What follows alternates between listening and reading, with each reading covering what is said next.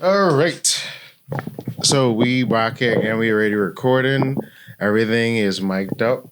And it's just me, Dolo, today. I ain't got a producer behind the scenes, but still, we can make these things happen. And today we have a special guest in the building. This is like getting more consistent with ERRYTING KOOL. We have a special guest in the building. Let me make sure I click in the right camera input. And actually we can slide zoom up a little bit and tilt this. And we're gonna have a great conversation today with the illustrious Shad Fer. Hi, I'm TV Shad Fer. TV Shad Fer. So, commonly on this show, we normally do a segment where we have the Bahamian word, phrase, or saying of the day. And we always give that honor to our guests. So you could take it away, sir. The Bahamian phrase of the day that I would like to use is this message was brought to you by Brigham Brown. Brigham Brown. Yeah, but wait, hold on. yeah. So what exactly does that mean? I love Brigham Brown because Brigham Brown is. That's the first. We never had no one say Brigham Brown. See, I wanted to say Kapunkalop, but Kapunkalop. Well, yeah, that's been over you. You see, that's my point. Yeah. So no, we bringing it to Brigham Brown. Brigham Brown is when you playing some music that ain't gospel or contemporary. And it might be some dancehall, it might be something vulgar. The kind of thing your grandmother or your mommy would tell you, hey, turn off all that Brigham Brown music and focus on your homework. Nah, Brigham Brown I like that stuff. So yeah, it's Shad Fer, so we getting that Brigham Brown, we turning that up.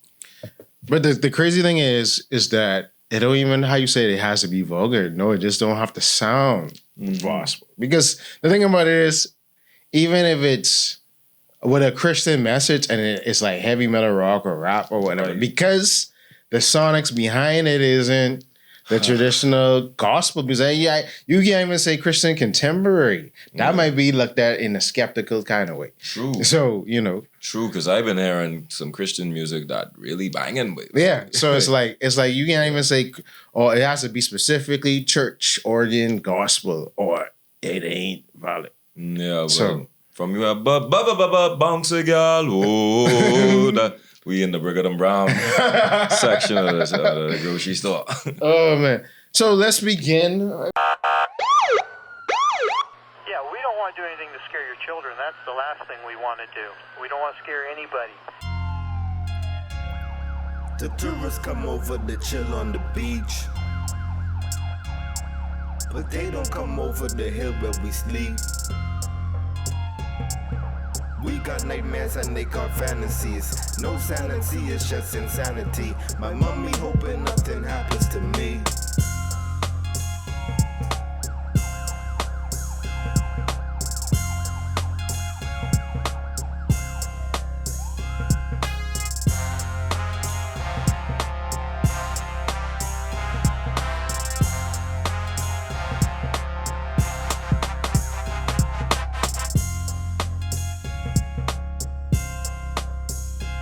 So let's dive in a little bit with, I would say, your early childhood, where we sort of cultivate, obviously you had to have an idea in your mind to where, okay, what I want to do, where I want to be, early influences, how you grew up, and then because we always overlook the seeds that are planted while we're developing our young minds. And then sometimes those seeds get suppressed. Sometimes they're cultivated to bloom.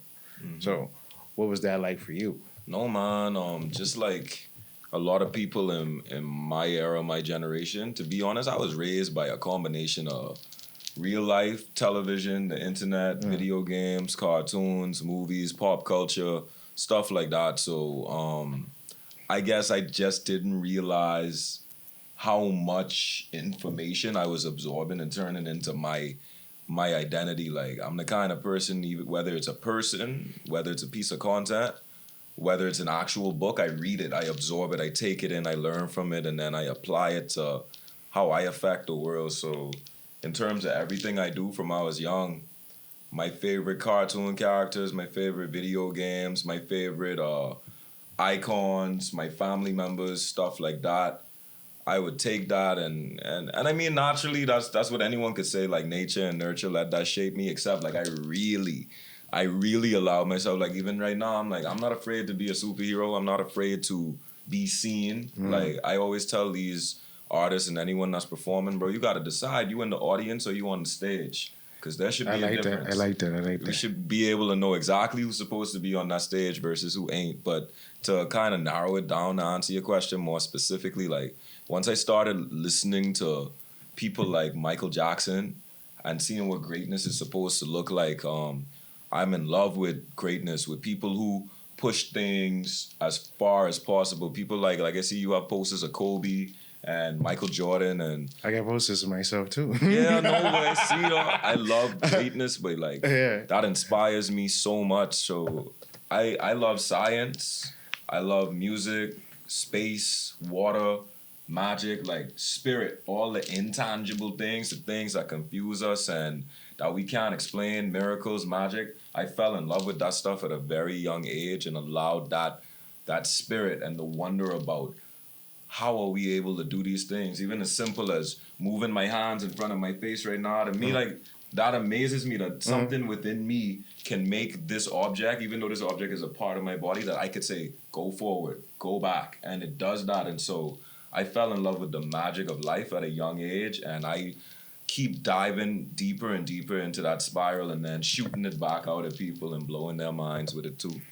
So, talk about your years in high school, because I think that's where a lot of the early ideas, because like for me, I started doing stuff like this around, well, idea-wise, 14, between 14 and 16. So it was like, okay, I'm trying to find my identity. I'm seeing everybody else have your identity. And you know, the whole Bahamian thing is, oh, why you can't be yourself? Why you trying to be someone? Even though you might be a fan of the person, and it's like, I'm resonating with whatever paraphernalia I put on my body, but it's like, at the same time, I'm trying to find who I am as well, what I like. Like what growing I up in Nassau is crazy because I could give you a million reasons why I shouldn't be myself in this environment right now, mate.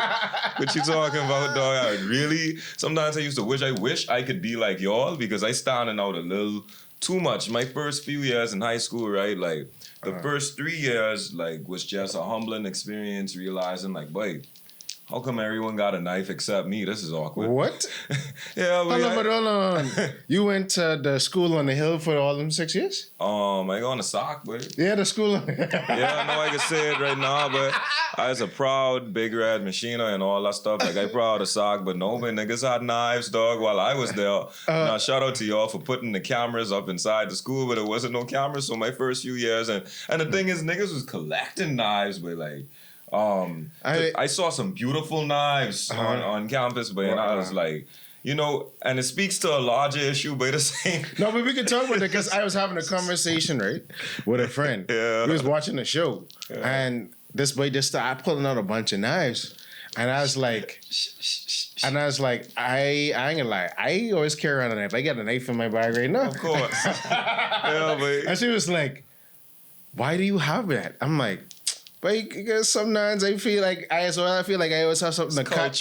Or like when I work in the equipment, I gotta cut cables or cut something or use it to screw in something. Or like when I get packages, I need to cut it. I got a beautiful one in my car right now. But and she was like, why you don't get a box cutter? I was like, man, I ain't want no sissy box cutter. I want a big knife. So 2013, but we left the box cutter gal a decade ago. Even earlier than that. Yeah, real, but no, but like, the thing is with the knife, like I said, this ain't a school issue. That's really an outdoor sportsman issue. Yeah, like, for real, because that's where we're supplying it the most. Get weapons, but no. So my first few years of high school, like, while I mean, I kind of joking, I ain't like that was. No, real, I believe you. Like, but it was like coming to grips with the fact that like, but this is real life. Like, aside from having to do well in school academically and stuff like that, I now learning, okay, wow, there's a lot of pretty girls around here. I don't know how to talk to none of them. There's that. Then and then you're a little socially awkward yourself. Yeah, so it's wait. like you're trying to fight. very much Yeah, socially yeah. awkward because you learning what interacting with society is, how it's supposed to be, and then you seeing people who seem as though they have it figured out simply ain't because got it they have figured out. friends. And Yeah. so my first year of school, like I used to eat lunch alone. I used to get robbed a lot, but like Wow. yeah, we used to get robbed. So like, you used to get bullied a lot. consistently, but yeah, like the thing is, I wouldn't even call it bullying so much as just crime.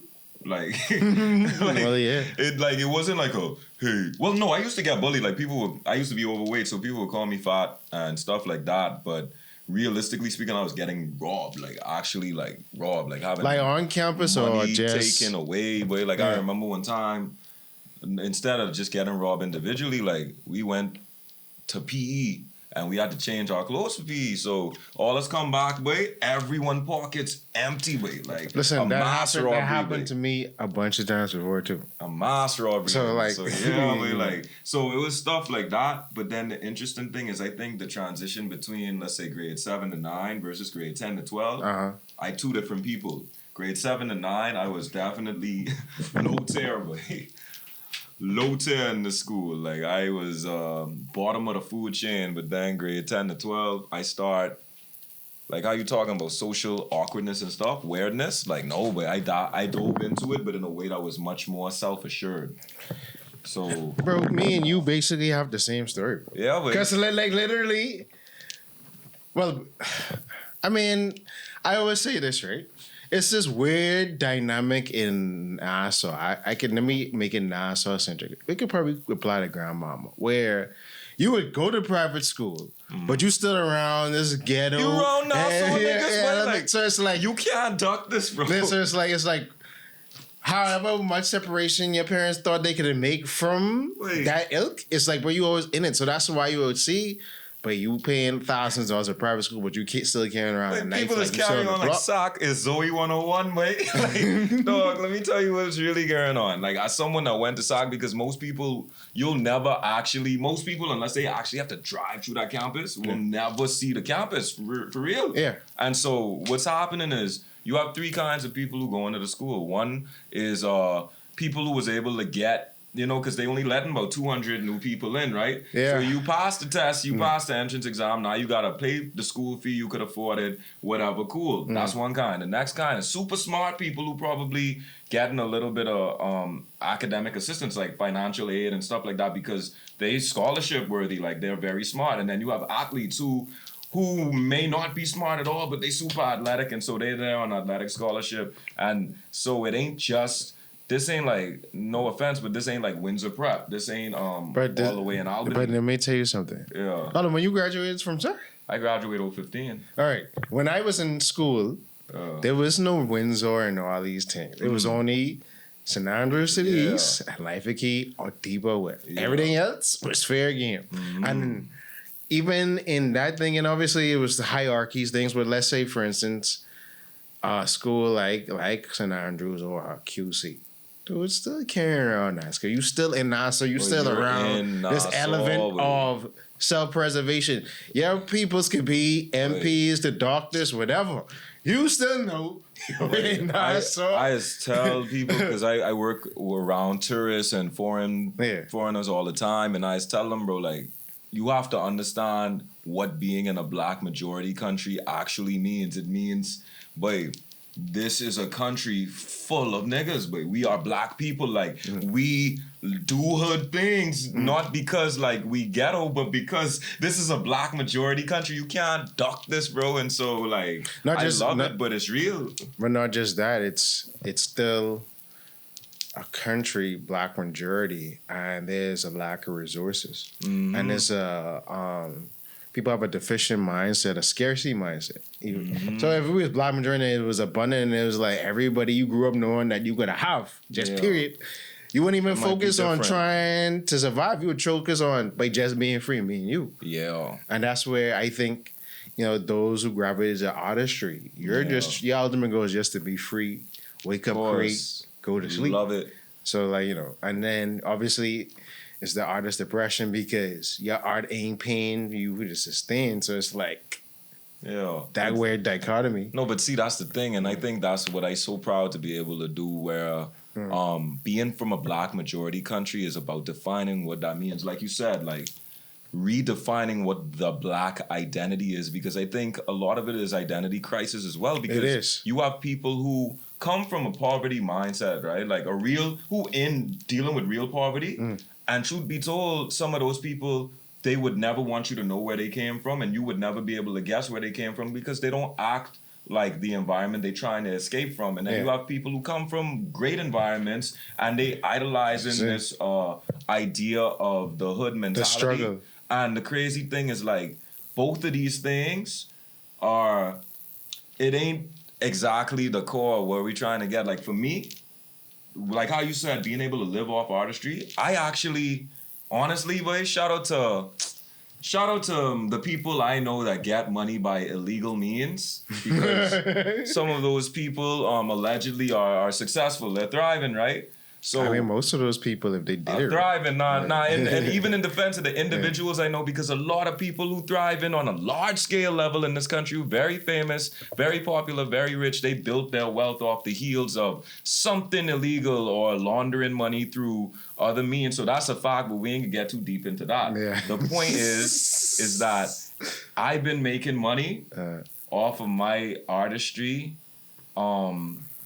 That is comparable to anyone that's working a 9-to-5 or working a job, like, and that's because for me it's about learning how to attach creativity to commerce. I love that stuff. I love being able to teach my fellow artists and stuff where we could get the money, and also how we could help other businesses to thrive by allowing us to express ourselves creatively, because we have ideas, but because the companies that are willing to pay us to execute those ideas are not creative, they tend to stifle those ideas. And what has happened is they'll give you money, give you a budget, but tell you, no, we can't do that, you can't do that. How about you draw it like this? What if you made SpongeBob a triangle instead of a square? Like, stuff like that, right?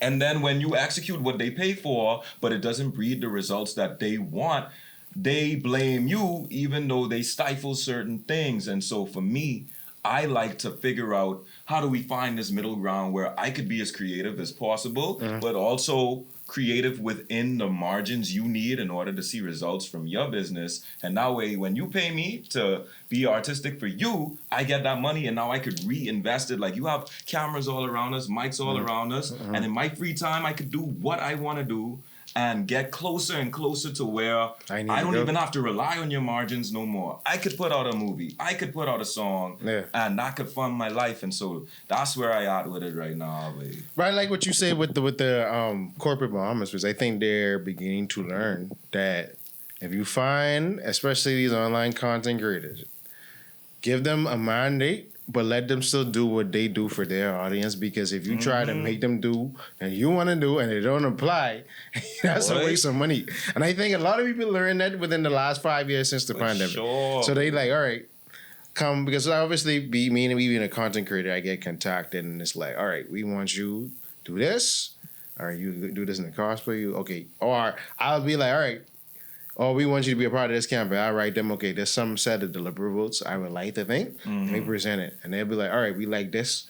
I'll give them a couple options because, back in my days from working in an advertising agency, it's like, okay, if you're going to give them a scope, you don't just give them one idea. You give them like 3 options to be like, all right, you could choose this. You could go with this concept. You could go to this concept. And then when we agree, it's like, all right, now I get executed. But, so, No, and agreed. And just to kind of, I guess, put a full stop to what I was saying with black identity, is I'm trying to be a part of a cultural shift in the Bahamas where education is cool, where information is cool, because to some people they hear that and they think that's cliche. They think that's a corny thing to say, but no way. Like, I want us to be that kind of country where people come in, they're like, bro, why all these people know all this stuff? Like, they becoming more and more self-sustainable, not as a result of just their natural resources, but because they so damn smart. Like, they keep fit. Like, that's why I share the game with my friends. But like, if you Bahamian and you doing what I do, you could trust I ain't gonna hold you back. I gonna tell you exactly how I doing what I doing and why I doing it, how to make it work, because I want to see you win too. I don't believe the black rap syndrome, even as a tool for success. Like, forget the philosophical side of it. I don't believe as a tool for success it's as effective as pulling people up. when you pull people up with you, first of all, keep in mind, like, you're surrounded by more friends. Like, if you pull people down to get up, you're gonna be very lonely at the top, boy, and them crabs ain't black up there, boy. It's awkward. And so, so education, man. And that was always my approach to, I mean, anything I try to break into, because it's like you have to create community and you have to create industry. You trying to be the only show in town don't make no sense. Yeah, boy. And that never makes no sense because It don't. when you get played out, and you mash down everybody else, everything dies. And plus, then the thing is, you mash down everyone else, and someone else rising regardless because you played out. But they don't even want to help you because you mashed them down when they needed you, right? Yeah, so that's a lot of that. But yeah, that was a good tangent. Thank you. Okay, so you come out of school 2015. Mm-hmm. I moved back home 2017 from Atlanta. I was living in Atlanta because the years you was in high school, I was from 2010 to 2015. Of black majority countries, Atlanta. So I was there. AKA America's Waffle House. Yeah. So soaking up, being there, soaking it all up in this metropolitan city. Yeah. Seeing like just everything started to explode because this when I love Atlanta. Baby. They was dumb. I just go back almost every other year. I love Atlanta. Every year. Seeing, because during that time I saw everybody blow up. From Young Thug, the Future, it's a lot of people you could see. 2 Chainz. I have a video Savage, where 21 performing. I was covering the E3C Festival 2014. Wow. 21 is performing, shouting 21, and nobody knew him. And I have done a video. So I was like, so when I saw him blow up 2 years later, I was like, this the same dude who had the cross on his head. I was like, what he was doing these last 2 years to go from there hustling to where, that's amazing. But it's like, it's really that city taught me how to network. You be on the train, you talking out loud, what you do? Oh, bro, with your car, boom, boom, boom, boom. Like, so it's like, that's what I felt like we lacked here. So when I came back home 2017, I already feeling like, wait, this about to be a struggle, even though it was. But I was like, wait, they about to mash me up because I young and excited. I just come from art school, so I got these big, bright ideas off the wall, and they still stuck and whatever. And I came across Soundwaves because I was like, 2017 Soundwaves is crazy. Yeah, so I was like, I seen all these names on his legs, like Bay Chino and Ferg and Shad Fer. I'm like, this giving me vibes of what I saw at the A3C Festival. You seeing all these names and you don't know who these people are, but it's like, all right, by the name you intrigued. So I think, I can't remember if it was 2017 Soundwaves or 2018 Soundwaves. They finally went to the festival when it was all the way out at the Palm. What used to be Philosophy. Yeah, so that I don't think that was 2017. I think that was 2018. Yeah, because the first one I was to, I think, was like 2016, 2017. And shout out to Tim Daniels for Soundwaves for putting that together, because having people like that who would bring artists together and especially the underground. Exactly, the underground artists. And just Tim gave us so much opportunities back then to perfect our performance ability, to the fact that we knew we had a place to go when there would be Soundwaves and we could perform, but then outside of that, in between that, we would be working. So every year people would come back with more value to how they could perform. And even around that, it was so much things that ended up happening that blossomed from so that's crazy. 2017 Soundwaves. Yeah. So, because I always have this theory, I feel like a lot of new businesses in Nassau and in the Bahamas was created 2017 and still thriving out now. So, 2017 had this magical energy, which I would probably go back later on and sort of dig deep dive in that. Different time back then. But 2017 was a big shift, bro. So for me, I'm coming back and I'm coming from this artistically rich place. And I'm like, okay, I'm thinking about home as a dead zone, and then I'm seeing embers of, it's starting to come. I was like, they starting to get it. So I'm like, I'm seeing people perform. I'm seeing more people get it, do bigger things in the film industry. I'm seeing more people doing the arts. I just was talking to Gabe and Archie about how I love seeing that almost every other week there's a new play. There was a time where there was a play every other 3 months. So it was like, and then using different places, and it ain't traditionally always in a church environment. So, because obviously the church plays is always a thing, but it's like, okay, I got to play. I want to be a playwright. I ain't waiting for the doneness or whatever to do something. Yeah. I'm gonna just do it. So, it ain't the normal people that always been doing it. It's just different people. You constantly getting exposed to new Bahamians and new talents and people who getting inspired by the last thing and pulling up to do it. And that's been a large part of my year recently too. Like is me, shout out to Baza, Alexis, What they orange. Rose, exactly. Tenrika, because Eco Orange really started from a game of paintball with creatives, but now it's like over 400 people and growing of artists and performers, and it's been my pleasure to because people offer me so much opportunities all the time, and I'm the kind of person, if an opportunity ain't meant for me, that don't mean I just gonna squash it. I gonna share it to whoever it's supposed to go to and pass it on. So so many jobs, so many casting calls, so many networking events have been able to be shared and help the industry to grow, because, bro, you'd be surprised how much Bahamians every single day. I always in studios, I always on different sets, and everyone's saying the same thing, boy, there's no industry, man. No one working, blah, blah, blah. There's no opportunity, but they don't realize they talking to Shad, but if they only follow me, they'd realize every single day there's something going on, but it's just that you're not connected, as well as it's not going to be handed to you. That's the biggest thing. Real. So, speaking on that, so we got 2018. So what made you start wanting to rap? I thought, because I think seeing the energy over the years that you come at it with was, okay, you saw who was sort of had a little motion in the city and was like, man, let me try this thing and then make a name for myself. The funny thing, bro, is I'll say two things.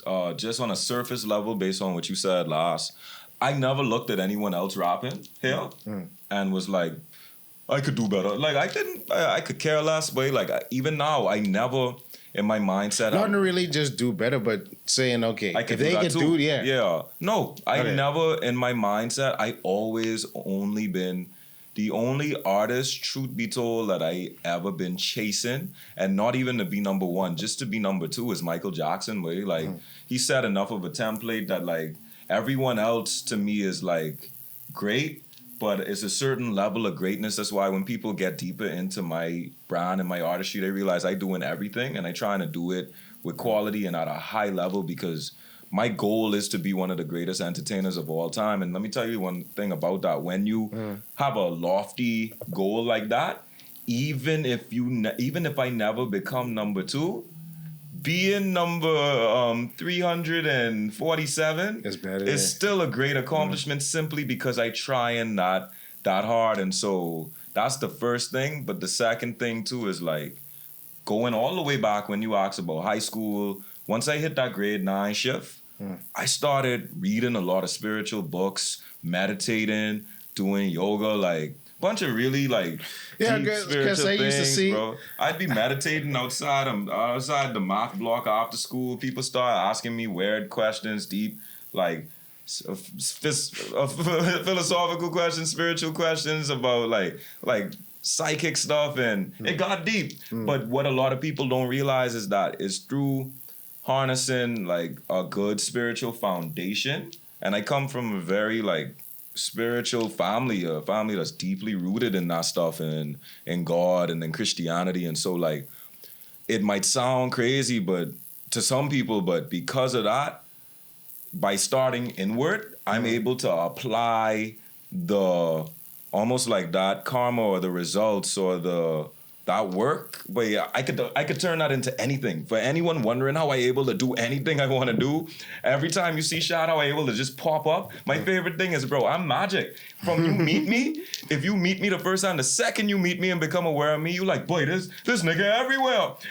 It's a flip. It's a switch that flips where people don't know me. don't know where I'm from, but the second they meet me the first time, all of a sudden, wait, that's the guy from the commercial and that viral video and the song that's playing on the radio and that play and the and the host of that thing and the comedian. Like, I am a glitch in the matrix, and it's a result of that spiritual core. So once I hit that, as far as to answer your question, boy, like, it ain't just about being the best rapper, but I want to be the best everything, the best entertainer of all time. So I only listen to the best and I emulate the best. And this started from when I was like maybe like 9 years old. Like, I always remember everyone knowing I could rap and me knowing I could rap. I don't know when the first rap lyric was spit or whatever, but from primary school where everyone knew Shad could rap and Shad knew he could rap. But I like that because when I started realizing,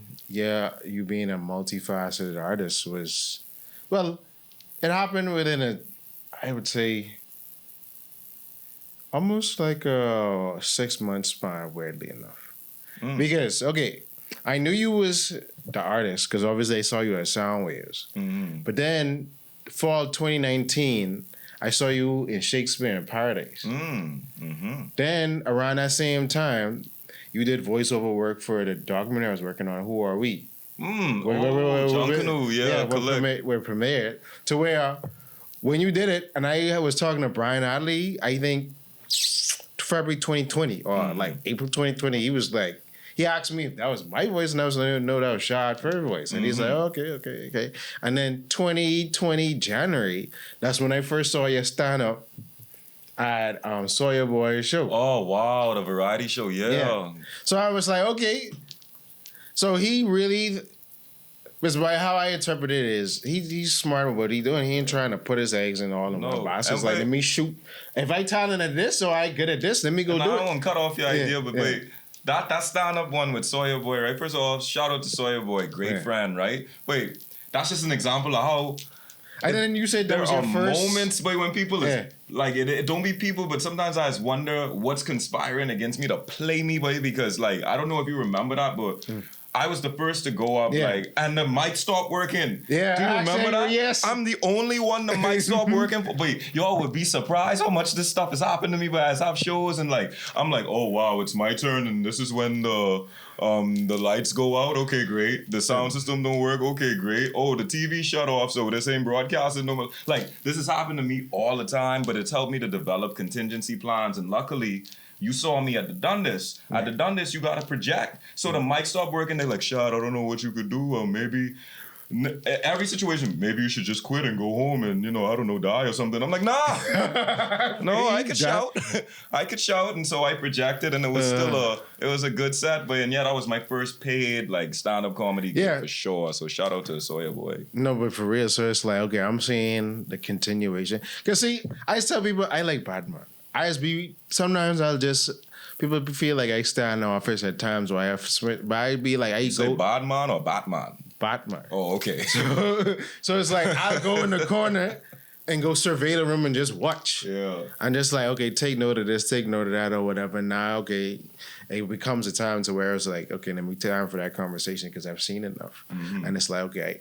Yeah, because I was thinking about it, coming up with the questions today. I was like, okay, I remember this happened, and it's like, okay, all these things coincide, and it's like, okay, now let's see how he brings it together. Boy, oh man, like, and the thing is, people still ain't ready. I feel like I've been building a bomb for years where, like, y'all seeing pieces, ingredients constantly added to this explosion, but this explosion is bigger than this country. Like, it really is, and I so appreciate you being tapped in early because you were able to see the little moments, the many things, because there's a lot of people, there are always going to be people who just finding out about me from the last thing I did. So, like, for example, to some people, I'm just the man that proposed in McDonald's. Yes, or you do the man that came up with banana split. Exactly, the banana split guy, or right now it's Cunny Bunches of Oats, like... Oh yeah, with the Cody, the What the Hell the What the remix. Yeah, so like different people know me for different things. But my favorite thing is when someone falls into that funnel and they realize, wait, but no, that's the guy from the Popeyes. Wait, is that Captain Cash and Go? Like it's so much different things that like I'm trying to use the Bahamas for two things. One, to uplift Bahamians and uplift myself, but then also because everything is so novel to us, everything is so new, this is the perfect training ground to make mistakes, learn the business, map it out, and then take that template and then upscale it when I go to a different place like the US or Africa or Jamaica or places where the industry is a bit more... It's more millions of people. Exactly. Yeah. But now I learn in the business here. And that's why when people tell me there ain't no industry here, oh, there is. There is. It's just There that you is. just can't really tap into it. I mean... y'all can't tap into it, but the reason y'all can't tap into it is because, and I talking to y'all, let's wait, tap in. He tap in, look, wait, we sitting surrounded by cameras, the lighting is great, the AC is on, wait, the mics, the sound monitor is on, I could hear myself in here. He tap in, and then he interviewing me, which means he adding value to his brand, boy, because look here, this is what we call IP, boy, intellectual property, this digital real estate, bro. Yeah. All he gotta do is have one moment go super viral, and now every single episode that's ever built up to this point now increases in value. And I like you said that. See? And that's why I take pride in my character, because this is episode it adds up. 105. It's a bomb, boy. It's a bomb. So there know. is an industry. The only difference is, and I only have to give people one piece of advice when it comes to how to work in this industry is, do you see this as a dream? Do you see this as a hobby, or do you see this as a career? Because if you see what you're doing as a career or as a job, then you'd respect it like one. You got to ask yourself, okay, I get it. A lot of y'all have 9 to 5s. Y'all got real jobs that y'all work for other people's businesses that y'all willing to wake up early for so you could get there on time, clock in on time, take your 20-minute to 1-hour lunch break, and then you come back and you don't leave until you allowed to leave that person's business, right? So that could make money. But are you willing to do the same thing for your dream? Are you willing to even hire yourself part-time to be your own employee for your goal? Because if you could contribute just 2 strong, dedicated hours out of your day toward mapping out, planning out, and executing your goal, hiring yourself part-time and being employee of the month for you, then you'd realize there is most definitely an industry. You just wasn't respecting the amount of time required to work it like it's a job instead of dreaming it like it's this fuzzy thing, you know? Simple and plain. I like that how you said that, because a lot of people think, back to the whole waiting for it to be handed to you. Ain't no magic white man with a beard out the sky gonna give you $1 million because you talented and pretty, but it is just not gonna happen, dog. People gonna give you $1 million because they think you could make them back 10 or 100 million, dog. You ain't gonna get $1 million handed to you until you're already generating that by yourself, bro. And if someone handed to you without you doing that, that means they trying to turn you into a hoe. Don't get diddied out here. Real talk, but they trying to buy you, boy, and you cheap if you only cost $1 million. If you could sell the bongi, boy, up the price. Boy. I ain't doing it and I ain't advising it, but geez, boy, give your bongi some value down. Yeah. Oh, man. So I feel like one of your first viral hit songs was I Hope You Had a Great Day. Oh, great day, yeah. That was so random, too. I just walk into... Because this was like pandemic time. Yeah, for sure. And the thing is I love I think the contrast is what helped with it, too. Like, just with the greens, screaming aggressively, I hope you have a great day. Like, aggressive positivity. And I was surprised it ended up being on everyone's WhatsApp status and stuff like that. And then I was always weird with colors and stuff, so I was surprised people took it even though it was all green. Yeah, but I think, again, back to the times, it's just like, obviously, we're more accepting as a society of outlandishly artistic things because we so get more flooded with the internet, and it's like, okay, we could see, once we see foreign doing it, and there's plenty, okay, this got to be acceptable for us to do now. Versus is like, we could break them on, just do it first, and then make everybody accept it. Yeah. So, you know, I even just forget about little moments like that. But no, that's crazy. There was like, you know, obviously it's the pandemic time, so people suffering, you in the house. COVID was interesting time, but just it felt like really like a post-apocalyptic movie kind of for vibe. sure. Like we because really right now can't we'd have leave. been Or the Saturday we'd have been locked down right now. Lockdown was so awkward. Like, Dad, so we growing, but we can't leave. Yeah, and it was like on the weekend after Friday, Saturday you had to stay in the house. So whole of Saturday, wow. you can't leave your house. No, my favorite part about the lockdown, though, is it proved one thing for sure. Because I sure everyone remembered when the lockdown happened. All of a sudden, plants start growing again. Animals that never appear just... We start growing plants. Exactly. Real talk. I started a garden. I started one. I still got no banana trees. I'm telling you, what I was growing all sorts of things, bro. Like, some honeydew, some butternut squash and stuff. But the point is, like, dolphins start coming close to the shore. It showed that we the virus. In reality, all these things we panicking about, especially when it comes to environmental health and stuff.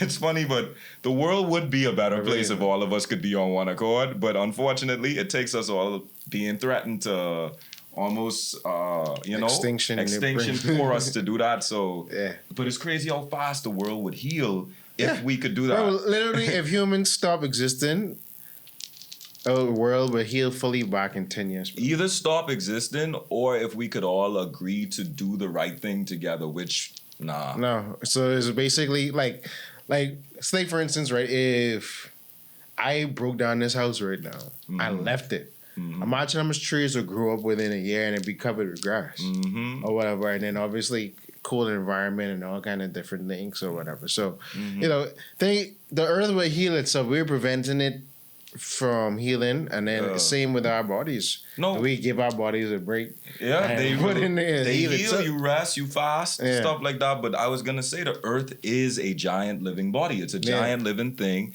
and trees are its respiratory system. That's how it breathes, and as in turn, that's how we breathe, right? So.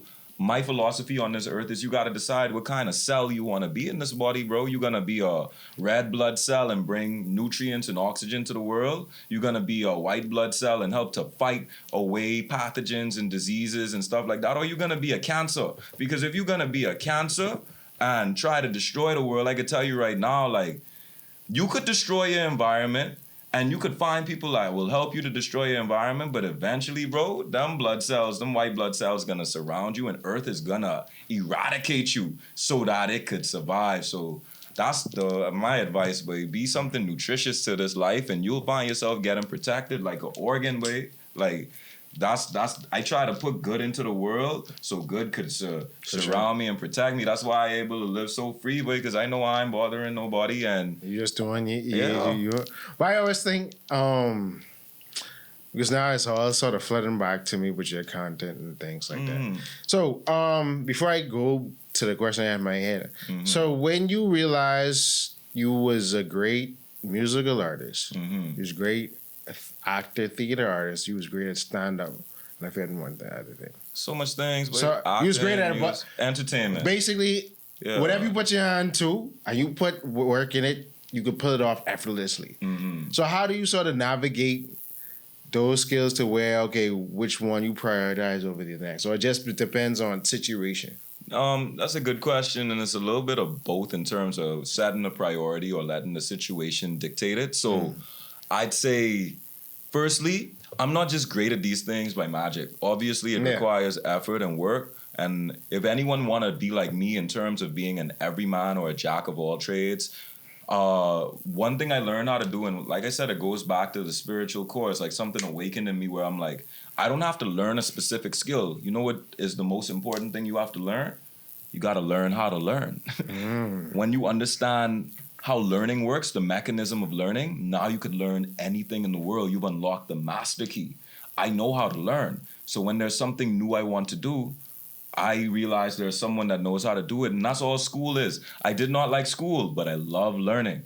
See, school is giving you options for how to learn. You could read about it. You could get in a group of people like a class who are interested and learn that way. You could find a master or a teacher or a lecturer, and you could learn that way. So once I learned how to learn, I apply those skills. Now, with that being said, when it comes to which one I prioritize, what happens is I allow the flow of energy, whatever I feel, and I always want to make movies. I always want to make music, like whatever allows me to express myself. Like I almost view it like a language. Like I like stand-up comedy because of the freedom of speech aspect of it. Like people might see some of my comedy or see some of the things I do and think I just want to be explicit or vulgar or anything like that. It's not that. I just don't want to be restricted. I don't like to be censored, and so I love knowing that I could use that form of performance and art as a way to say things that typically you wouldn't have been able to say.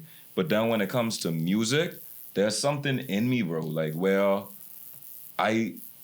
there's something so divine and magic about creativity, about taking something that didn't exist, thinking about it and feeling it and not stopping until it's now put into the world. I can't stop myself from making music. That part, even though it took skill to get where I am, it's truly like there is something so divine about creativity. Like it's almost like I see pathways for where the art could go, and there's like this golden illuminated path where I'm like, this is what will make it sound like a hit, and I stop at nothing until I get there. And luckily now I'm at a point where I see that pathway and it's like I hear the hit, I got it. And so, because even in your music, the thing about it is you can't even really just call you a rapper because you do other genres. And the music that plays on the radio for me, for sure, my highest streaming songs, honestly, they ain't rap songs, but a lot of people still describe me as a rapper because sometimes they don't know it's me. That's your first introduction. If you had come out as a singer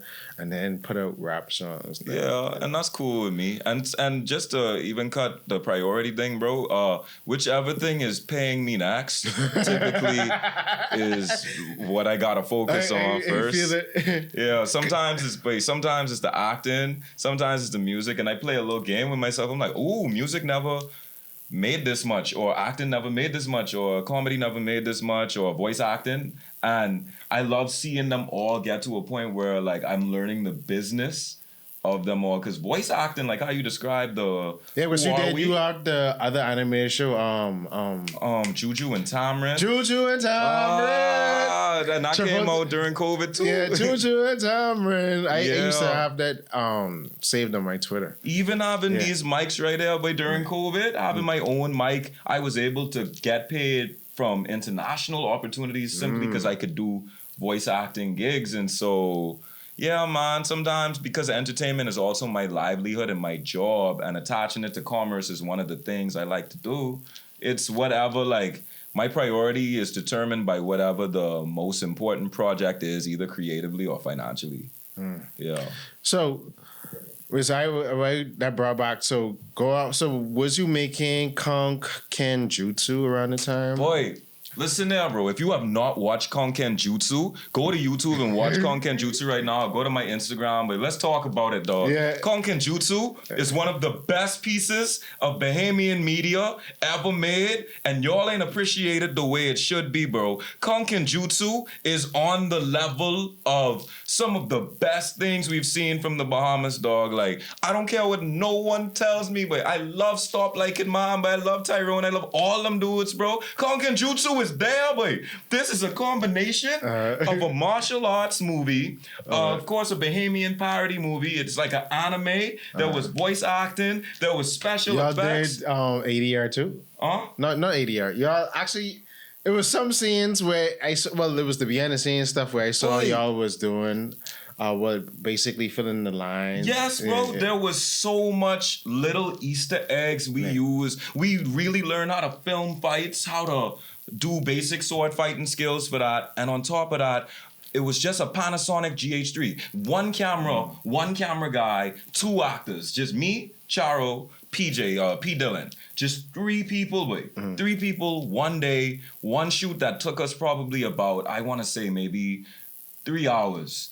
3 hours, and this was during COVID, in a spot that you could never access no more, in the bush. And because that was crazy. That was in off of Cable Beach. That's now like a nature preserve, close by where Bahama is. Like, you could walk in the back of it, like where people is take pictures across from Commonwealth Bank. They let the grass grow there, so now you can't walk through that path. But and we want Kong Kenjutsu to be a multiple thing. Konken Jutsu is supposed to be like Afro Samurai, where It's vibe for 5 episodes and a movie, and that's what we want to do. But the Japanese in it, all the subtitles are real. Even the censorship, I love how like you could see lips saying "mother," it go like, but you hear "mother conk." Like I love those things, bro. Watch Konken Jutsu and give us the flowers we deserve, but give us the conk, dog. Like, so we can make more, please. So this Konken Jutsu came on 2021 or 2022? I had to be like 2021, but I ain't sure though. I'd have to fact check that, but I think it was 2021. Because I saw it and I was like, I think I shared it with another friend. No, I shared it with Anike. And then Anike told me about the karate films. I don't know if you know Ruckus. No, I know Ruckus, bro. Ruckus have some karate films, and I think I sent it to Ruckus because I didn't know Ruckus. By that time, we had been interacting for a long time period. That's my boy. What was it called? Because it was viral. 4 Winds. Yeah. I forget what it's called. I think it was Conk style, Conk fist style, or something like that. Yeah. Anyway, so I'm familiar though. Yeah. So I watched that, and then I watched Konken Jutsu, and I was like, okay, Konken Jutsu is just television. That was Ruckus. Those did that in the 2000s. For sure. A whole 15 years. For sure. No, but I ain't gonna take nothing away from them at all. And plus, what I love, like they were doing martial arts, like because they actually, martial artists. Him and Dr. Bazard. Who is the owner of, I think, Empire Fitness. Shout out to Ruckus, because even the stuff they film and stuff, their videography, I can't remember the company's name, but those guys went on to now become even more amazing filmmakers and stuff. But honestly, when we was making Konken Jutsu, it was only in hindsight that we, like, I knew it existed, but we weren't really thinking about it when we made it. But it is like, I agree, it is the evolution of that. And we knew we had magic. You know, when we truly knew we would be proud of it forever, it was when we figured out the slap your head off jutsu, and then the screen, the Japanese appearing on the screen. Even when you see the smoke coming out of my hands. I like that. Like, with that effect, I was holding a piece of tissue, a ball of tissue that I lit on fire for real. But I held it so you couldn't see it between my fingers, and so my hand was on fire. I blew it like, watch Konken Jutsu. Yeah, for sure. Because even I think I had to tell you and Sharu, because when I saw that, I was writing a skit, and I was like, but I should get them. We should do a collab where, like, because I think I had to create Spider-Boy around that time. And then my mom was just going, because you know how in church they have the mimes? Yeah. So it was like, what if we take the mimes, where they some special organization where they know Kung Fu, and we in the dojo and Spider-Boy Konken Jutsu, and it's so practical because we don't even need lapel mics. We didn't need a boom or anything, because Konken Jutsu is designed for subtitles, so it could have that old school Kung Fu movie look. Yeah, that's the aesthetic we wanted, boy. And if you love anime as a Bahamian, like, it was really all them really tropes was there. There was a summoning jutsu, like, man. Did you see Weed, a Bahamian musical? No. Oh my! We made a musical about buying weed in the Bahamas. All I'll say is it started off. I think because I remember watching the video when y'all was talking about how y'all like mine. No, that's crazy. You gotta give them context. You gotta give them context, bro. First of all, it was a video. I think it was promoting getting tested. Yeah, so that's the funny thing about working within the industry. I was paid and sponsored by the AIDS Foundation to make several videos for them, right? That was one that was rejected, of course. Of course. But we had to put it out, and so it was called Love Man. Wait, we don't like man, we love man. But we. Hold on, why they rejected that? What do you mean why? No, but see, that's what they're talking about with. No. Okay, see, I'm somewhat of an artist. When I saw it, I was like, I get why people are hysterical, but I like getting people outraged. That's why I created a tool for cartoons, just to do as much, just to, They rejected that. I want to say the political answers because it was way too long for what they wanted. Like, we needed to make something between 30 seconds to a minute. You know what they did accept that surprised me? There was one where we was running on a track, and we running and we doing the relay, and it's like, oh no, there's a problem with one of the runners, and the runner realizes, my baton doesn't have a condom. And so he put a condom on the baton, pass it to the next guy. And yeah, so like, but if you're, but me and Charo, shout out to Charo the Fox, because that's my brother. And we do so much stupidness, but we, the Bahamian musical, all I'll say is it starts like this. I may have watched it. My name is Nardo. I sell narcotics, and I's a pothead, not alcoholic. Strictly dope, mostly smoke, only herb, and exclusively weed. Wait, find that. Because it built like one of those Bahamian PSA videos you would have seen in like 2005-ish. Yeah. Something like that, but... Actually, they started coming out with PSAs where the little kid was like, are you smoking drugs? Oh, the drone boy. Where is the drone boy now? I must find him. They recently filmed that. That was in the... That was like 2016, 2017. Yeah. Nigga, mister, I can play with your drone.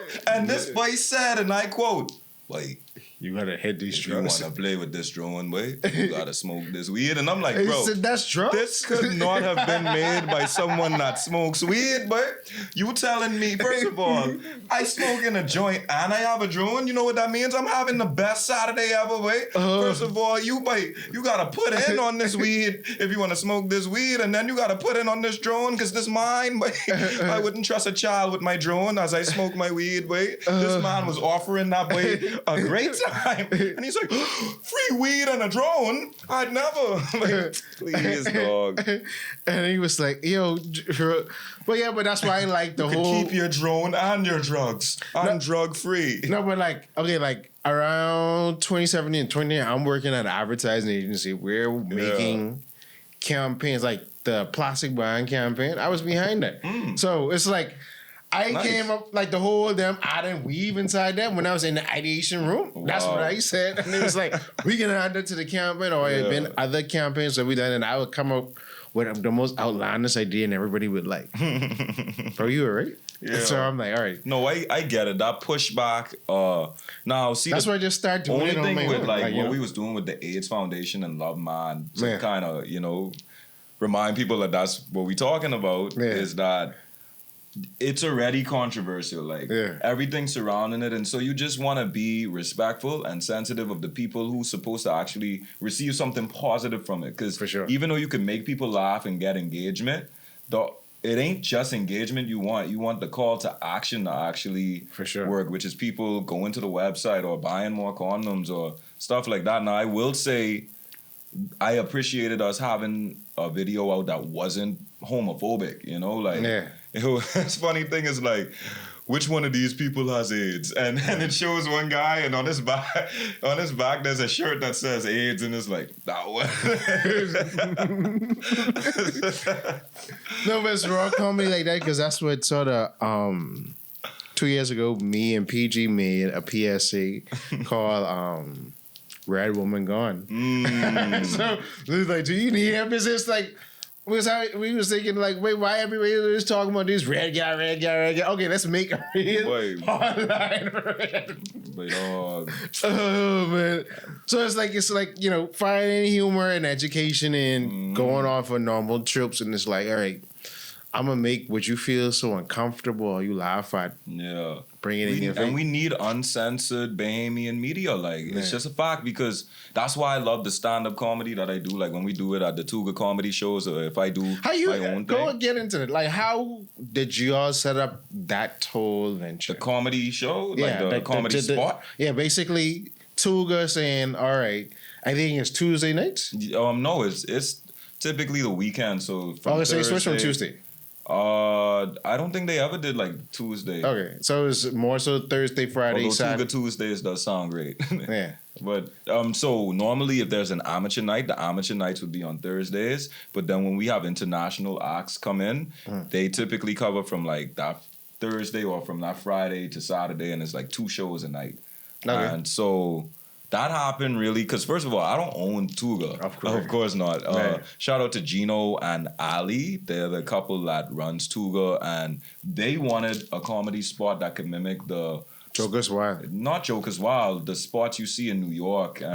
Like classic comedy spots, like, Laugh Factory, Chocolate Factory, things like that. And then, of course, the difference between Tuga Comedy Spot and Joker's Wild, because shout out to Joker's Wild, I used to manage at Atlantis. I was a guest activities manager at Atlantis. While I was there, I would sometimes work late nights. And when I would get off around like 9 o'clock, no, like I'd be getting off around like 10 o'clock. And when I would get off, I would low-key sneak behind my office, because behind my office was the entrance to, like, the back entrance to Joker's Wild. And so I remember asking Naughty, I was like, hey, what would it take for me to perform now? And he was like, but just come on Thursdays. And that's when I let Bahamian locals perform, and I would do my 5 minutes at Joker's Wild, learning how to entertain international acts after work. And then I had the opportunity to host at Joker's Wild a few times. And then from there, doing comedy all over Nassau, Tuga used to be a different thing. Yeah, Tuga used to be Capricio's. Capriccio, which was like the speakeasy. Exactly, because upstairs in Capricio's was Mr. C's, the speakeasy. Yeah. And they had comedy, and the funny thing is it all goes back to Soundwaves somehow, because shout out to Chris Sweden. Chris Sweden and Tim Daniels, they're the guys that work with Soundwaves. So they linked up with the dudes from Mr. C's, what was his name? Giovanni, I think. And he was like, well, this guy does stand-up comedy, Shad. And so I started doing stand-up at Mr. C's. And so when it was time for Tuga put out that they was looking for a host for a new comedy venue. And because people always giving me these opportunities anyway and telling me things, and I share it with other people, I'm like, ooh, I'd love to do this. And so the funny thing, though, is it didn't have to be me. The only reason it was me was because not a lot of people showed up. I think I was one of maybe 2 people that actually took the opportunity, and I was qualified because by that point I told them, look, I already did multiple comedy shows. And this 5 years, because basically this happened this year, right? Yeah. So basically like from late last year, I think. So almost it's been half a decade since you started. So, exactly. So I had the experience to tell them, like, hey man, I've been doing this stuff. I did it in this place before it was this, and so it went from there. And luckily we've gotten to see it become everything that we discussed from that first meeting. But also now, the difference between this spot and any other spot doing comedy is these is be full Bahamian audiences, meaning that these international acts gotta come and find a way to make Bahamians laugh. And the Bahamian comedy acts, they finally have a spot where your joke could be entirely Bahamian and only Bahamians understand it, and that means you're gonna bring the house down. So I've been loving it, dog. I've been absolutely because I've seen other acts started to pop up there too. So it's like, okay, it's good, it's cool. Because I remember back in the day, Studio Cafe used to be the comedy spot where people would work out their material. All these things has come full circle because that same variety show you saw with Sawyer Boy, he wouldn't have known to ask me to do stand-up at his variety show if he wasn't hosting those comedy open mics at Studio Cafe. Yeah. And so it's amazing because he was one of the last headliners we had at the Tuga show last week. Yeah. And so it was funny to see everything come around full circle like that way. Like it. And one thing I'd say about comedy and Bahamians is, one thing about Bahamians, we like to make people laugh and we love to laugh. And so there are so many Bahamians in this country missing out on their calling of being great, either comedy writers, comedy actors, or stand-up comedians. And a lot of it is because they shy. They scared of they don't know how to work ridicule. a stage. And sometimes if they could only get over that fear, there's an entire career, because you making people laugh in your classroom, at your job, by the office, on the block, on the streets. That is a talent. No, but I think a lot of people don't understand is even with the top greatest comics, when they come up with new material, they work the material in small venues first. So when you hear it line on them big stages, they didn't practice this. Been refined. But because that's the thing with people. People always envision the end result versus the steps to get. That's what I like about whoever tapped into me right now is I know there's gonna be one point where I get nominated for a Best New Artist Award at anything. It could be a Grammy, it could be an MTV Award, it could be anything one day in my life, right? But everyone that's watched this journey will know Shad ain't new.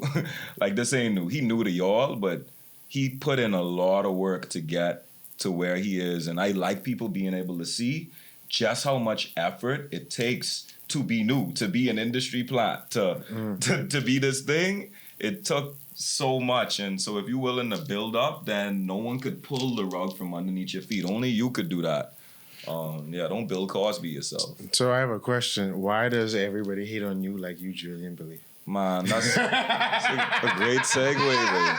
A beautiful segue. See, I ain't say everyone hate on me like I Julien believe. I say I want everyone to hate on me like I Why Julien is that? Wait. Because people... Context. The thing about it is, right? Mm-hmm. Obviously, I've known Julien from time and had him, interviewed him twice. Once at his birthday party that I annually go to, and then he came here 6 months later to tell the second half of the story. But people be like, first people don't understand the constant hate that he gets, and it's for various reasons. And then they was like, okay, this. I can't remember what the reason was behind this initial thing, but I was like, wait, this happened like 2-3 times already before. Yeah, where it was been this. And I remember the Vibes Jail concert, but I'm like, there's been other situations, one in which we've talked about in depth when the other last situation happened or whatever. Yeah. But when people heard you saying, everybody hate on me, he mentioned Julien, I'm like, this song is 2 years old. I've been here, this nigga. That's my highest streaming rap song for sure. That's one of them songs where, like, even though I call his name in the song, when I perform it because it's fun. Like, the thing is, I could perform that where no one knows who Julien is, and it still goes. But, like, I said that because... Even the funny thing is, like... Because I remember when it first came out, and I was like, hold on, this way make a song. Let me click on it, and I was like, everybody. I was like, it's marketing, dog. But then at the same time, too, I hit up Julien in advance before I even put the song out. Like, I did do that. Like, I made him aware. I let him hear it. And Julien was like, people hate on me? I was like, Julien, let's sit down. Let's have a conversation about perception. No, man, but the thing is even if you listen to the song, it's like, I want y'all to hate on me like as Julien believe, because you see me everywhere, and when I dare, it ain't for free. Pushing products like a G, probably a prodigy, and when I work with companies, they give me full autonomy. They play me on your radio. You see me on TV. Models coming on to me. She find me fine. She fond of me. Like the point is that if you could hate on me, I want it to be... See, a lot of people... Some people might hate Julien for the same reason. Some people hate their coworker, or they may hate their neighbor, or they may have actual personal reasons, right? But that's not what that song is about. Some people... And some people hate him for no reason. Like, some people hate him because other people hate him. But then you have some people who just hate on him, right? Yeah. And that's because he keeps appearing. Yeah. Like, literally. He keeps appearing whether they booked him or they didn't book him. And it makes people think that, that's a thing. When you see someone keep popping up, even if it's someone we champion, like for example, Kevin Hart. Kevin Hart is an amazing stand-up comedian that deserves his success. But it got to a point where because he's in every movie all the time, people started to feel some type of way. He overrated. He ain't not like. But they don't understand. I always explain this to people. Because I know other comedians is like, he's everywhere, but it's like you gotta understand where talent got him one place, but business been moving him around, bro. And that brings us back to Julien. Julien is an astute business person, bro. Julien is smart at doing business. Like, think about it. You would drive down Milo Butler Highway, and on the side of the rock, you see a billboard with Julien's face and social media information. Julien has a song called Live and Wine. And what does Julien start to sell? He starts to sell wine. Yeah. And so he knows how to get himself into these positions. And so for me, when I made the song, that song came out of less about Julien and more about, but if y'all ain't gonna love me, at least hate on me like this nigga. Like, every time y'all hate on him, he keeps succeeding. Like, he keep popping back up, hate on me like that.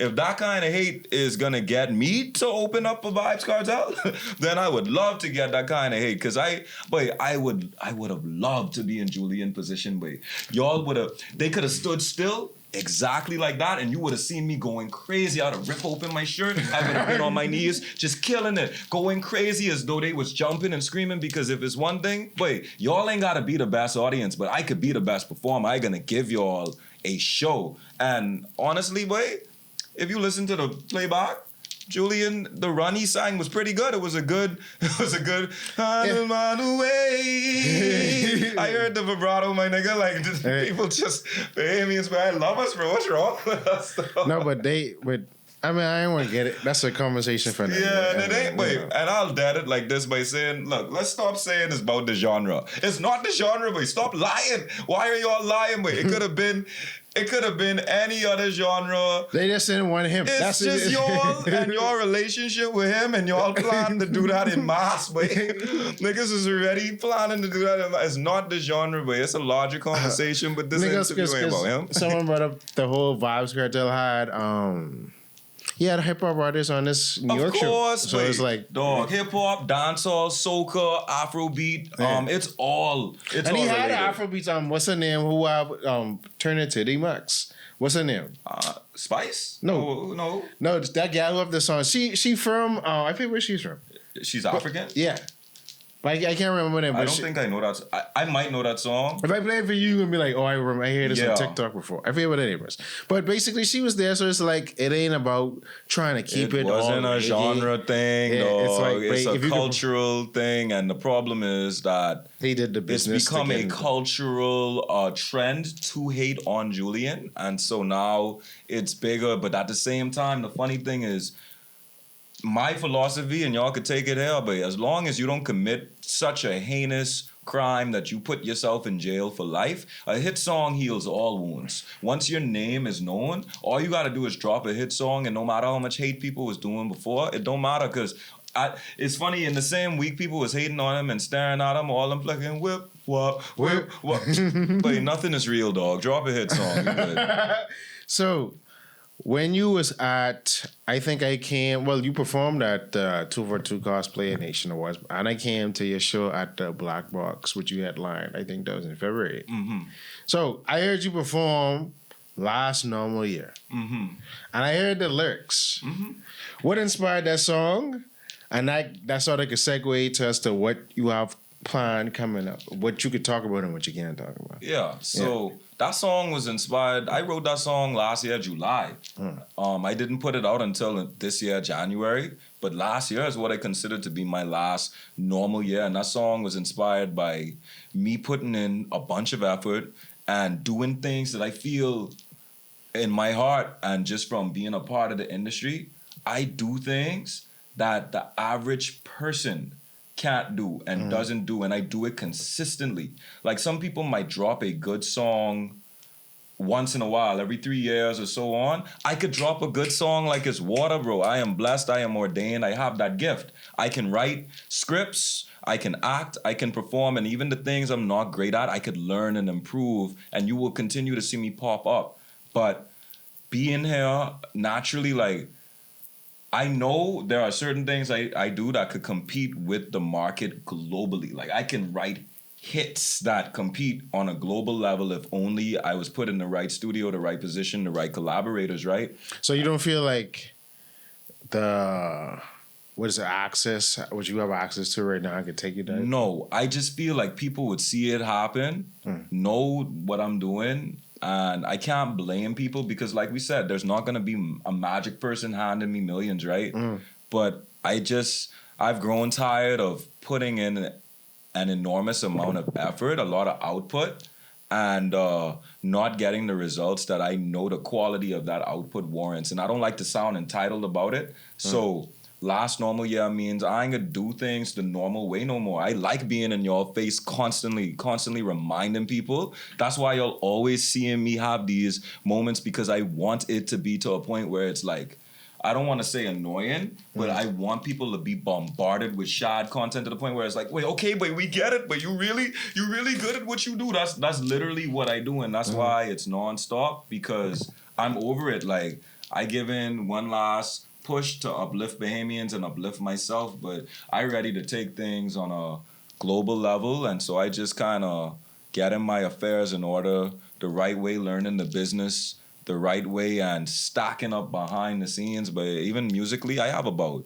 honestly, like 5 to 6 albums, maybe more worth of like music, and these are hits. I have songs I simply haven't released, not because they're not ready, but because they are too good for me to drop them and them not get the appreciation I think they warrant here. So I just sit on them. All right, so speaking in the business, because I follow the music industry, and obviously you can see his brother is the music industry is basically, well, let me not say the music industry, but the big machine labels, they're becoming extinct.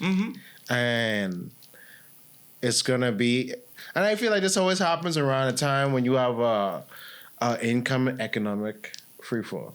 So obviously the rumors of it between 2027 there's gonna be another recession, and obviously that means a lot of things are gonna be consolidated. Yeah. So what is your plan on navigating that? Things changing again, because it's just basically like streaming, and before streaming, the CD going to MP3s. Yeah. So. See, the thing is, I ain't worried about none of that. The reason being is because at the end of the day, one thing I've learned and that you will learn with the industry is that true effort, true work ethic, smart business, it trumps all trends. Like you will naturally have certain trendy moments where someone tapped into whatever was going to be the next wave. Like, for example, the people that knew about Bitcoin early and did what they had to do early, they became multimillionaires. And the people that knew we were going to streaming or knew, like, for example, Lil Nas X. Lil Nas X's career right now compared to how hot he was when he started is two different situations. For sure. Lil Nas X is talented, but at the same time, he well, definitely, I guess with all the satanic stuff that he did, he kind of... He sort of jumped out the window. Big time, bro. I thought, look at he went extreme, boy. Like, it's like, but I thought, you gay, boy. Oh, you gay and you dick ride Satan. This is no, but I think for him specifically, I mean, it was cool with him coming up. But I think he should have still stayed in line with the whole Old Town Road and let that.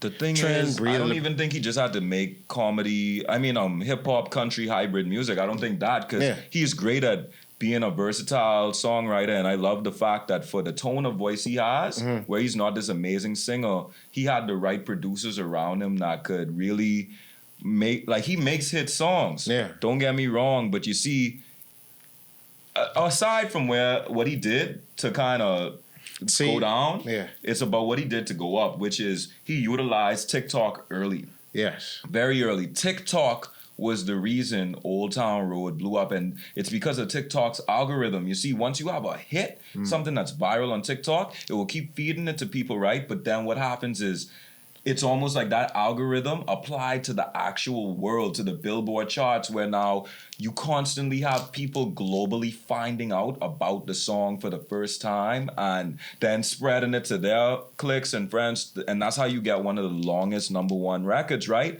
But what happens is people then try to replicate the moment over and over until it's no longer a new trend. It becomes the staple within the industry, and it's not an anomaly anymore. It's the standard. So when you understand the business and you know where these trends going and stuff like that, you could ride the wave like a surfer preparing for the wave to come. But at the same time, it don't negate the fact that, bro, you should probably learn how to sing for real. It will help if you learn how to play an instrument, if you know how to mix and master your own music, if you know how to draft and read your own contracts, if you know how to collaborate and network and stuff like that. There are skills that will just never go away. So I ain't really worried about a label. I like to know what the label's thinking. I don't want these labels to save me. I want to meet them halfway, or I want to be in a position where I could save them. Like, that's what I'm looking at. Like, where is this money coming from? Because labels do not care about your talent. They care about your ability to feed the people who working in the offices. Them niggas getting laid off at these labels, bro. That's what I'm saying. So they ain't even no money in the music like that. Bro, the thing is, there will always be money in music. It's just the money is not in the sale of CDs. The money is not... Obviously, music is too easy to stream with. Yeah, so that's why it's more money in the performance of the music. Well, the money, and I'll credit will.i.am, the dude from the Black Eyed Peas, and he's more than the dude from Black Eyed Peas. He's a great producer, right? Yeah. I credit will.i.am. Years ago, he did an interview and he said, the secret to the industry is about what you could attach the music to. You see? So when you're talking about the sale of tickets, right? Tickets is just one product. That's one product that you could attach music to. If Ice Spice was smart, not if she was smart, but if Ice Spice wanted to, Ice Spice could have sold some bath water at the height of her career, some Ice Spice bath water. Yeah. And that would have sold out every time, bro. Niggas would buy some Ice Spice bath water, but in different flavors. As you could see, Sexy Red, she started selling makeup. But the thing is, bro, you can't call your makeup gonorrhea, but like, don't sell your STDs, Sexy Red. Sell some Sexy Red lingerie or something, dog. Like, I get that you sexy, but bro, chlamydia on the lips? Dog. So you got the right idea, but wrong execution. Scale it back. So it's about... That's how the industry works, and not just for music, for movies as well. If you're gonna make a movie, ask yourself, bro, do I just want to drink Starbucks in my movie, knowing that Starbucks would be a hard brand to approach for sponsorship? Or do I want to work with a local coffee brand that will supply us with free coffee for the entire movie simply because we featuring their brand? So now we've covered the cost of coffee. At least we don't have to pay for that. Like, that's how I look at the industry. Is like, where's the money coming from? We all collaborate, and I can make you more money if you. But so basically, it's the same thing with film, because it's like, okay, it's literally the same thing with film, because it ain't like the big studios gonna be pumping out money. They going for surefire hits. The exact same thing. Like, the exact same. So thing it's like films. all the indie stuff is like, you gotta just know how to negotiate. See, the thing is, I accept that everyone ain't like me. Everyone is not. As I view the business itself as an art as well. I like the art of business, or the art of understanding how money will come from this. I like that, but everyone doesn't. Some people literally just want to be creative. They want to be able to create without any restrictions, you know? They would rather have a manager or a business manager or someone to look over the boring stuff. But the more you understand that boring paperwork stuff, the better you are, the less you need someone else, because when you rely on someone else, that's how you end up in a situation where you don't even realize how much money you're missing out on, because that's the game of business. It's like chess. People take advantage of what you don't know in order to exploit your services and make a maximum amount of profit from it. And you'd be getting paid more than you ever got paid before, and that will fool you into thinking that's what you are actually worth. So because you never made $1,000 from something you do for free all the time, you don't realize that someone else made $100,000 off of that, and you was just a $1,000 expense because you don't know the business. You see? For sure. Yeah. So what's the next moves as far as music shows, let the people know? Also plays, because I know you probably in a bunch of plays come up. But there is always so much things going on, dog. Like, I gotta finish so much albums. I'm at a point where I gotta stop telling y'all when they're coming out. Like, you just drop? I will just drop. Like, for example, I know I got an Afro. It's like a hybrid island album. So Afrobeat, dancehall, soca, all them sounds. A Rake and Scrape album, pop album. Like, all them things are in the works and coming out. And I tell anyone like this, bro, if you watching this and you know you got a business, or if you love music, or you willing to invest, be smart. Like, if you invest in me, I know that sounds crazy. I know this sounds baffling, but why should I wait for a label when if you put in some money right now and I offer you a percentage on royalties, or I say, okay, I'm going to do this music video, we could feature this with your business. Like, why wouldn't you do that? Why wouldn't you take advantage of that, especially when I get in all these viral moments? So I got more. I'm surprised McDonald's ain't hit y'all with a contract to promote. Nah, bro, they don't have to. They already got the promo. I got almost 1 million views. Yeah. And so that's cool. I never go to that McDonald's, by the way. I've stopped. I can't go back there for a while. But so I got that coming out. We got movies and short films and TV shows we working on. But all I can tell people to do is stay tuned, because most of the things I do will be a surprise. I could only say albums, TV shows, movies, live performances, all that stuff is happening. Tap in on the creative side. We could create new things, comedy shows. So there's always going to be stand-up comedy shows and stuff like that. But if you're a creative, tap in with me if you want to make some of the best stuff you ever made. Not just because of, this ain't me being cocky. This me knowing that I know what you could do. And if you really love what you do, one of my gifts, I hope, is that I could help to foster an environment or energy that allows us to create some of our best work. If you're a business, if you're a company, and you looking to work with someone that could write effective scripts that create engagement or viral moments, or if you need a jingle or anything like that, tap in with me. This is what I do. I'm the answer y'all looking for in these boardrooms. And I know the people who make some of the best stuff y'all trying to make. Y'all just gotta believe. And if y'all believe, I got you. And if you don't believe, then hate on me like I as Julien believe, dog. Whatever's clever, dog. Oh man, thank you so much for coming through. There's one last question I have. So, if you don't, what you described before the last set statement, where you're saying, okay, you're trying to make it with your music. What if that opportunity comes through one of your other vehicles? It wouldn't surprise me. Like, so let's say, for instance, you start doing more comedy shows, and that leads you to get. So it's almost like it kick you through the door. This take you to the door, so you could get to this later, or whatever.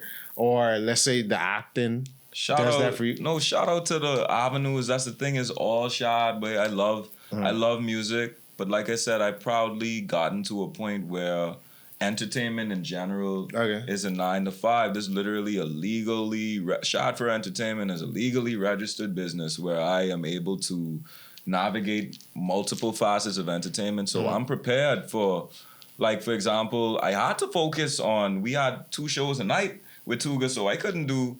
The funny thing is I would do the Tuga thing, then do musical performances, and then do acting, commercials, and stuff. Like, all of it is constantly happening at once. So all that matters is if one thing blows up, it means that whatever I do next, if people know me as a comedian, if I put out a song, it gotta be a really good song. Because otherwise people would be like, stick to the jokes. You know, so that's all I care about, that I never put myself in a position where I feel I have to focus on this one thing because people ain't gonna accept me for something else. And that's why I give people everything all at once already, so that nothing feels like a left turn or a change in brand. People know to expect the unexpected from me. And so it functions as a shield for when I do things that people who only like me for one thing, they like, well, I know he also is doing music, so it's whatever. Like, yeah. But thanks again. This has been great. Long overdue. Getting to the finer details. And on that note, thank you all for watching Everything Cool, episode 105. Look at me coming back. I tell you all, I had to come back with some sensible people. I just couldn't come back with this show. So we got Shad Fer, and we'll put all his links in the description below, and check him out. Thank you for having me. And if I said something controversial, you already know about to clip that up. Y'all can find it. I mean, hey, we be saying controversial things in there all the time.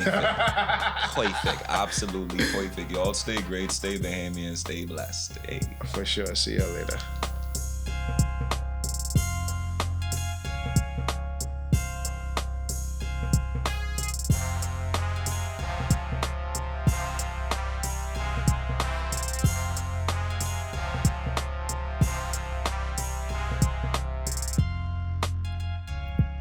The tourists come over to chill on the beach, but they don't come over the hill where we sleep. We got nightmares and they got fantasies.